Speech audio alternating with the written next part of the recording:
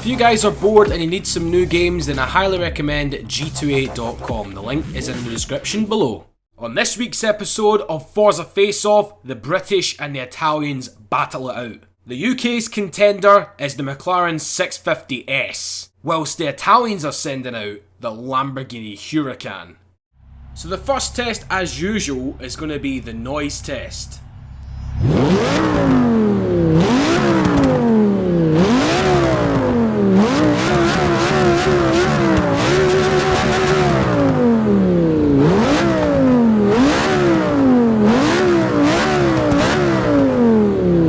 Sounds very, very leery indeed.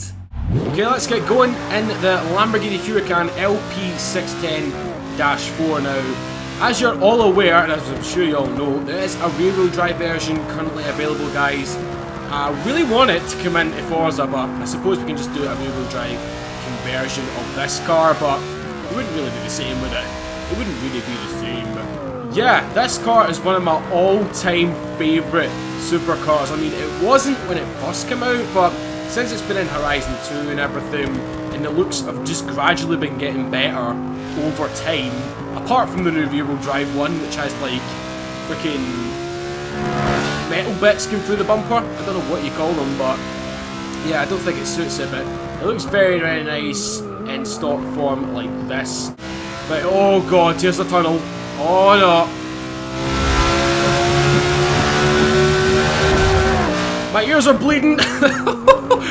Jeez Louise, man.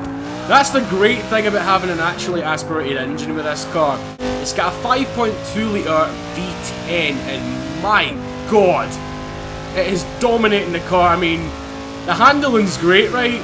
But the V10 just dominates this thing. It's like, I don't know what you can compare it to. It's like a massive meatball on the top of a plate of spaghetti, seriously. Freaking dominates every single thing. I was a wee bit understeery there. That is kind of what the Huracan is like in real life. A little bit of understeer, but you can correct that with a little bit of a jab of the handbrake, just to get it a little bit sideways. So here we are in the interior. It's all nice and simple, all nice and laid out. Sometimes simple is the best. Oh my god. Ooh. Backside was wanting to kick out a little bit there. I mean, for a four-wheel drive car, you can get it sideways a little bit, which is good. Right down here, see how we are going through the long left-hander. I was going to call it right-hander, but it's left.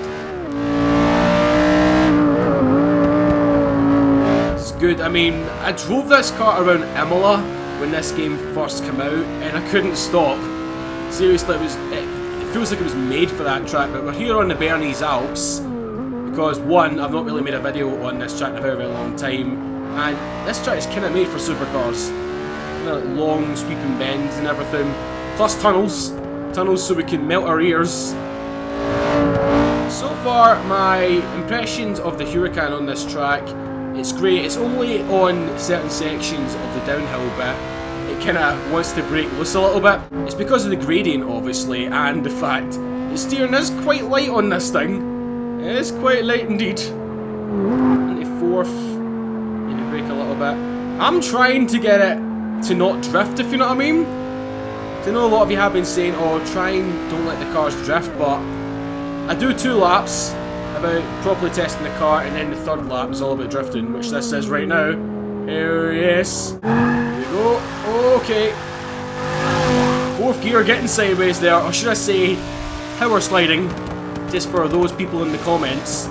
Backfires though. Freaking damn, man. Now, just remember, this is the base Huracan. There's going to be a lot more for this car coming, just like the Gallardo over the past few years. We've already got the Spider version, which in my opinion looks a hell of a lot better than the hardtop, especially in that sort of sky blue colour. You might have seen a review of it by Autocar in Miami.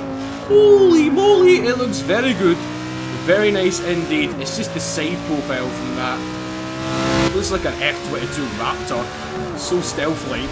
Apart from that, we'll also be getting like a Superleggera version. I really, really hope they make another Balboni version. Like, with the stripe and everything down it, but I highly, highly doubt it. It's one of my favourite versions of the Gallardo, the Balboni.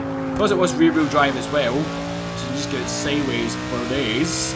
And yeah, I don't really know what other versions they will make.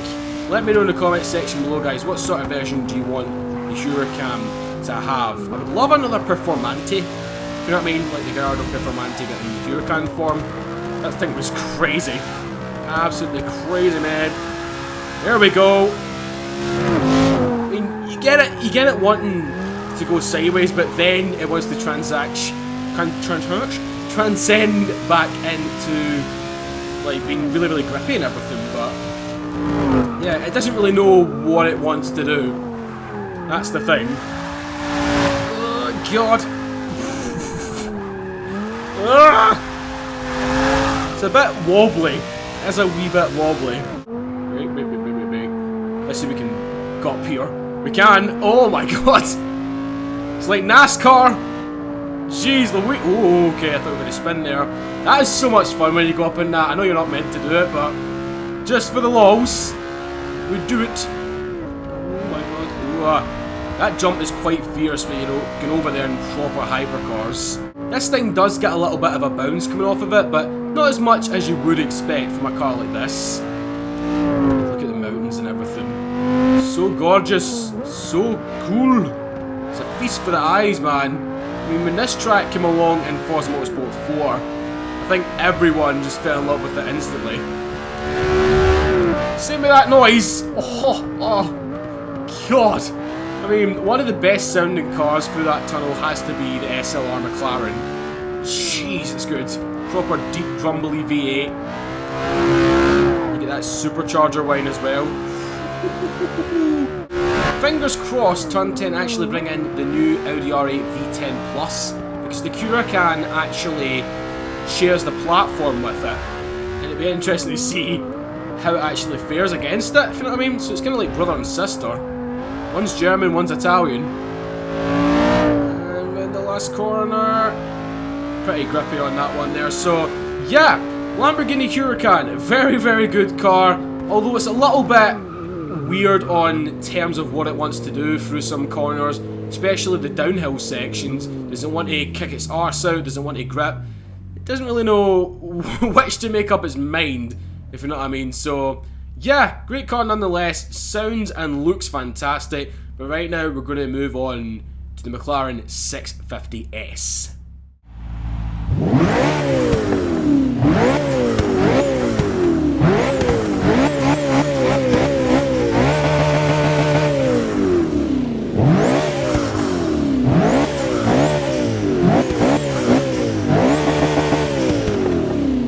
That was the noise of a 3.8 litre twin-turbo V8 in this thing. Love the McLaren 650S, especially in this red. I don't normally go for this colour, but I mean, it definitely shines, especially in this sunlight. God freaking damn, man. But this kind of has the same effect as the Huracan does in terms of looks. When the 12C first came along, no one really liked it. Everyone thought it was pretty plain. But then, when it got facelift, essentially, that's what this is, it's a facelifted 12C with a bit more power, everyone loves it. Every single person I've spoken to, and a lot of you guys love this car. So yeah, as I said, kind of like the Lamborghini. Didn't really like it at first, but I love it now. Here comes the tunnel.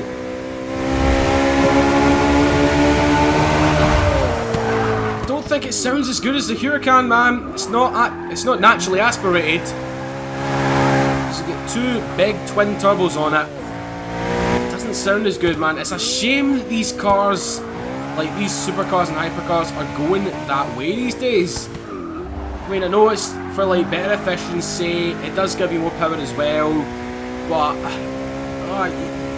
the proper natural petrol head way is dying, if you know what I mean. Naturally aspirated engines are by far the best, because the Huracan's got natural aspiration, the new R8 V10, and oh my god, there's not many. There's not many left. Now, unlike the Huracan, the 650S does actually know what it wants to be. It is pretty grippy when you want it to be, and it is an oversteering monster when you want it to be. Let me demonstrate. I didn't even flick the handbrake or anything there. That is just pure throttle drifting. Holy mama! This interior has always impressed me, whether it was on the 12C or on this car. Especially back in Test Drive Unlimited 2, driving around Ibiza with this brilliant interior, which you can change up in that game. God damn it, I really hope they actually make TDU 3 one day. It'd be amazing. But yeah, it's a very, very nice place to sit. I love the steering wheel as well. Nice, chunky and grippy. Very, very cool indeed. In here, the noise is very, very muted. I think it's actually like that in real life as well. A lot of car journalists have said that. Through the tunnel as well, we can't really hear it that much. I mean, I'm not saying the noise is bad. I actually do like the noise. It's cool if you like a turbocharger sound in the car and everything. I mean, I like the sound of like everything. I love naturally aspirated. That's at the top of the list. I love supercharger whines, and I love like the turbo whistle and everything. The jump. Oh hey! That one got a little bit of height there. I mean, we need more tracks in this game with like proper jumps and everything. I know Virginia International Raceway is coming in with the Porsche expansion pack on March 1st. Cannot wait for that. It's going to be so good. Another track to finally learn. It's one of my favourite tracks ever. Go! What we're going to get from down the straight here. Need to brake now. Oh god. It's about 155 there. That was not bad. Okay then, let's have some fun. Kick the clutch and the handbrake. Got to remember this is a mid-engine car. Forgot all about that. And no, it doesn't actually want to spin. You don't get any sensation that it wants to spin. That's the sign of some good chassis work right there. Holy moly, man. Plus the aerodynamics, the active aero, that helps out a bunch. Look at this shit! Tire smoking everything, bro. Tire smoking everything. Right, I didn't use the handbrake for that one. Oh god, hitting the cones. And strike! Oh, come on, baby, come on. Proper controllable, man. With the Huracan, you get the sense that it does want to, like, spin and everything. That's a proper mid-engine car, but this honestly feels, but I know it feels mid-engine, right, but it doesn't at the same time, if that makes any sense. It's just so brilliantly laid out, this car. Love it in terms of handling. The grip is so much better than the Huracan, which is kind of weird considering that is all-wheel drive. This is rear-wheel drive. Oh, come on. Oh, I thought we were going to get a big slide all the way around that there. But hold on, we shall attempt that again. Right then, you British brute. Let's do this then. Let's try and get a slide going all the way around. A little bit of clutch kicking as well might be needed. Still going. Okay, we're riding on the wally bit there. Oh, yes. It's called the bankment. Not the freaking wall, you idiot. Yeah, let's see if we can get a little bit of a jump going down here. Oh, that was much bigger than the Huracan. Bloody hell. Oh, god.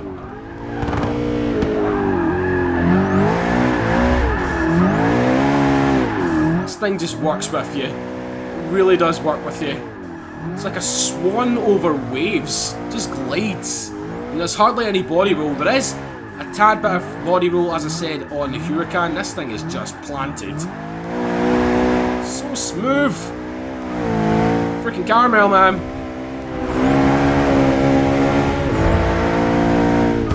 Next thing, this will be caramel dancing. I don't know if you guys actually know that song. It's pretty funny. Pretty funny, man. Of all the things to be talking about in a McLaren 650S review, we got into caramel dancing, but that's what you come to my channel for. You don't come to my channel for freaking boring reviews, do you? Although we have the 675LT now, the 650S is still a cracking car. I mean, I'd love to do a comparison between the two when it eventually does find its way into a Forza game. I was actually really lucky to actually stand next to two 675LTs while I was filming last year's Christmas special. If you haven't seen that, then the link will be in the description below. I highly recommend you check it out. I actually visited BMW, McLaren, and I think it was Bentley as well, and Jaguar, Maserati. It was all car dealerships and everything, with all the cars on show, and we basically filmed that, me and Andy, and we never expected half of the cars that we seem to be there, like 675 LTs, 570Ss and stuff. It's absolutely mega, man. Let's get one last epic drift in, guys, before we finish. Oh my god, we're still sideways. Come on, McLaren. If we can defeat this whole section, that'd be great. Oh, that was nearly a wall tap.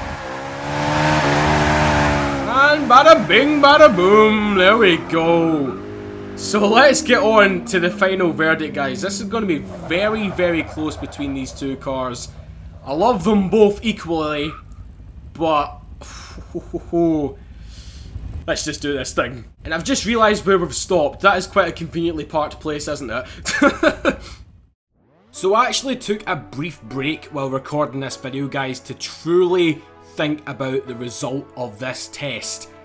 And I can't. Seriously, I can't come up with a winner. They are both great in their own rights, and they both have crap tons of character about them. I love the Lamborghini because of its mad, insane exhaust note. Naturally aspirated V10, you cannot beat that. Also for its striking and fierce looks, which are only getting better over time. The McLaren 650S has come a long way from the 12C, as I mentioned in the review of it. It looks a lot nicer, it sounds a lot nicer, and it's just an overall more sexy and brilliant package. But the noise doesn't compare to the Lamborghini's naturally aspirated V10 because the turbos are kind of blocking out the big V8 rumble and everything.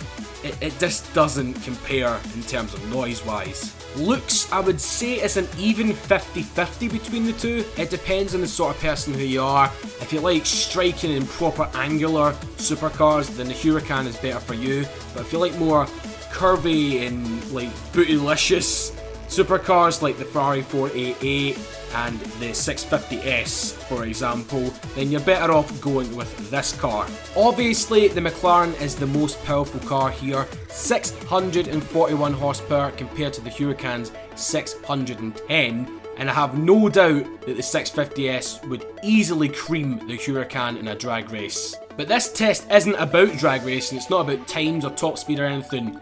It's all about how the cars make me feel and which one I would drive home at the end of the night.